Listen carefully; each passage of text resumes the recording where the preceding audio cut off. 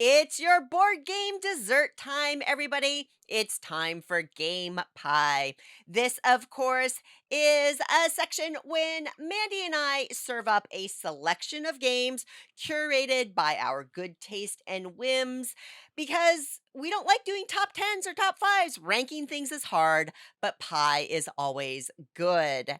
And the pie of the day today is games to play while you are waiting for the trick or treaters because we are rapidly approaching Halloween.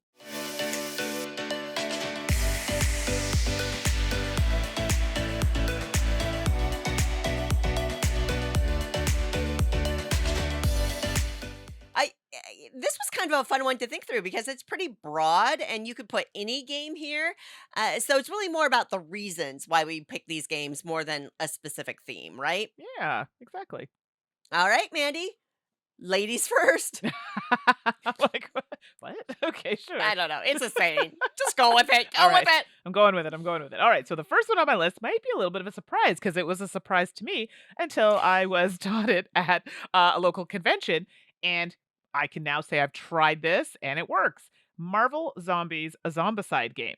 So the reason why I know this is not Wow. usually something that I would play, but we had a group of people that taught it to us. And I think it plays up to 6 people. And what I liked about it is that myself and one of the other organizers were able to jump in the game, and then if we had to run off and do something, we could do that because it's cooperative. So you could have 4 or 5 other people take their turn before you need to take your turn, right? And this is trying to like battle monsters, clear out different areas, and try to get everybody out. That was like the whole point of the game. So it's a really great game if you need to run away, come back, step away again, come back, because it's cooperative and people can take their turns and they're not sitting there going, where's Mandy?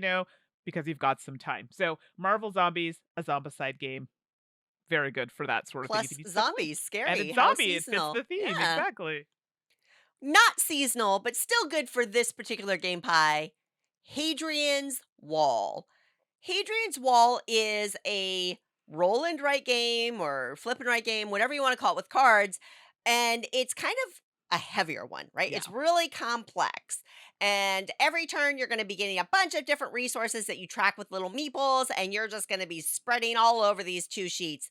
And the reason why I picked it for a great game to play while you're waiting for trick or treaters is because it's largely solitaire and there is a ton going on. So, besides being a fabulous game that's really rewarding to play, it's one of those things that everybody starts at the same time. You can gather all your bits and then you can walk away and hand out all the candies and come back and you're still in your place, but you probably haven't held anybody up because there's so much to do per right. turn.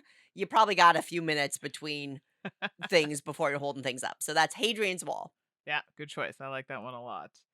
All right, well, my next slice of pie is The Wolves of Langston. So this is actually a solo RPG which uses the 5 and Oh, 5th that's right. edition rules. And I think I had I like mentioned it. this, yeah, to you as well. So it does require the use of a level at least a level 1 5th edition character. If you don't have one, you can just get like a pre-generated one online and, pull up some of the rules for D&D. You'll be fine. And it's great because you follow a story, and the Wolves of Langston has that kind of creepy element to it. And you can play it solo. So guess what? If you need to step away, the only person that you're worried about is you. So you can get back to it at any time. And it's a fun story. There's this almost like a little bit of similar to our last game pie, like a little bit of a murder mystery happening there. So touches on that kind of scary element as well. So the Wolves of Langston, it's a solo RPG. I love it. Another solo I'm gonna follow up with another solo game, but this is not an RPG. It is a solo card game called Numbsters. And Numbsters is a button shy wallet game that you play solo, and each card just has a number on it. And I like Numbsters. One, it's a great, very challenging solo card game. Yes. But two, it can just be played in your hand. If you can hold all the cards in your hand, you can do that. You don't need a tabletop. And you're just moving cards around, trying to eat other numbers, and each card has a special ability on and things like that.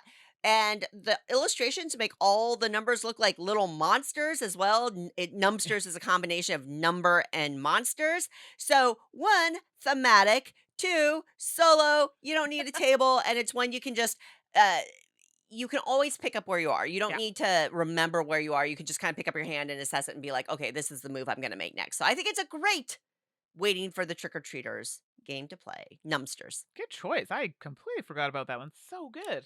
Yeah, I love it. Next on my list is kind of like a tricky one here because it's a game that I like, I don't love, but I love it with my house rules. That is Mysterium. So Mysterium is one of those games where, someone tries to be the ghost. You got some other people trying to, find out who is the killer or the murderer or whatever. And we need to play in our game with Dixit cards. So we add those in just to make it fun. Fun. I love that. And then you have to tell a story. So anytime you have, you got to give some, the ghost is to give a story and you kind of have to follow it. So we kind of turn it into a little bit of RPG at the same time. But it's one of those games where people have time to like look at their cards, kind of think of ways they want to come up with their story because we've added that element to it. So this is why it's one you can kind of step away and come back to. And hey, it fits the theme for Halloween. So Mysterium with Mandy's house rules. I like your house rules. I love the idea of using Dixit cards. Great Thanks. suggestion.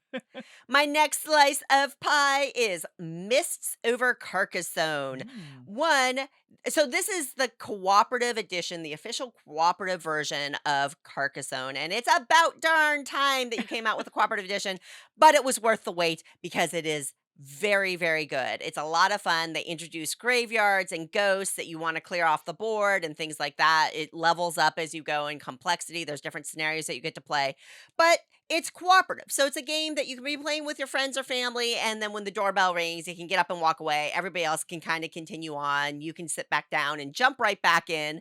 And it's ghosts and graveyards. So thematic too. Mists over Carcassonne. Oh, nice choice. That's a good one. I have to play it. I haven't played that one. Well, we're gonna say last. I have another one we want to talk about, but last on a slice of pie for me is Drop It. And I really wanted to sing a song there, but I don't know all the words. Drop it like it's hot. Drop it like it's hot. Yeah, I know. That was terrible, and I don't even know all the words. But Drop It is super fun because it's one of those games you can play in teams, you can play, just one-on-one, like each player kind of has their own pieces. And it's literally that. You're taking pieces, trying to drop it in this little, like, I don't know what you would call that. Plastic casing thing. I don't know. What would you call that, Yeah, a Suzanne? frame or Frame? yeah, I don't know what you called either, actually. Yeah, Yeah, good but you good point. drop it. There are certain rules about what things can touch and how, you want to drop them in there. It's a lot of fun. I'm not even a party game person. This game I like a lot, and it's one where people have time to plan their moves. So if you need to step away, it's okay because guaranteed someone will be still thinking, but how can you get that piece without bouncing it all over the place and breaking rules? So Drop It, another super fun one. They need to come out with a Halloween edition though, I feel. Like making like little monsters of the plastic pieces. I Yes, love it. I think it'd be great. Love it. All right, and my last slice of pie for games that you would play while you're waiting for the trick or treaters is Ghosts Love Candy Roll and Fright. So, moving right past the punny name, which we all know I love puns. Your favorite. Uh, Ghost Love Candy is a series of card games. There's two of them now, Ghost Love Candy and Ghost Love Candy 2, Mm. TOO. Really cute, really fun card game. But they recently released the Roll and Write game. So Ghost Love Candy Roll and Fright is actually three different little print and play roll and write games. You can purchase them online, $5 for the set of them, print them at home. And one, it's all trick or treat themed anyway. Like the entire game series is all about Halloween. So perfect for the thematic nature. But it is one of those sets of games where all of them can be played solo, two players, 90 players. So if you're having a big house party and you want to be playing a game, just print them all out and everybody can play. You can step away, no big deal. Ghost Love Candy, Roll and Fright, kind of the perfect game to play, or pick one of them, right? They vary in their rules. Games to play while you're waiting for your trick or treaters. I mean, you can't get more on the nose than that. And one kind of like one we haven't played yet, but I think it would be so good, and maybe I can get it played before Halloween just so I can see, is Witchcraft. And this was a crowdfunding one Ooh. that both Suzanne and I backed. And I mean, the box itself looks kind of like creepy, happening on maybe a dark, creepy night. I mean, I think it'd be perfect. And it's solo. So, hello. So, this is one we'll revisit, but we're throwing it out there. So, it could be one that you could add to your list. And we can definitely talk about it a little bit more on a later podcast. So that's witchcraft. Excellent add-in. I think you're cheating a little by slotting that in, Oh, but I'll 100%. allow it. Totally a cheat. All right, folks, dessert has been served up, so we will call that a wrap. If you have any suggestions for games to play while you are waiting for your trick-or-treaters, you should let us know. You can always email us your ideas or suggestions at saltandsassgames@gmail.com. Or you can jump into the conversation on our Board Game Geek Guild. That is Guild 4131 on boardgamegeek.com. And we'll post our episode and would love to hear that. And I want to hear what kind of candy you give away for Halloween because I get a lot of kids in my neighborhood and I am a full-size bar house. Oh, Just saying. excuse-moi. We do baggies full of candies and chips, but Oh, that's good too. That's always fun too. Mandy, where else can folks find us? well, we are on the socials. So for specifically us at Salt and Sass Games, you can find us on oh my goodness, you can find us on the YouTube, you can find us on the Twitch at Salt and Sass Games. You can also find us on Twitter at Salt N Sass Games, so not and Salt N Sass Games. You can find me on, well, a lot of the socials, specifically Instagram, Twitter, Blue Sky at 613 Mandy, and that's Mandy with an I. How about you, Suzanne? And you can find me on all the social media platforms as at 425 Suzanne. And until then, everybody stay hydrated and play lots of games. And we'll see you next episode. Everybody. This episode was sponsored by Druid City Games, where player experience comes first.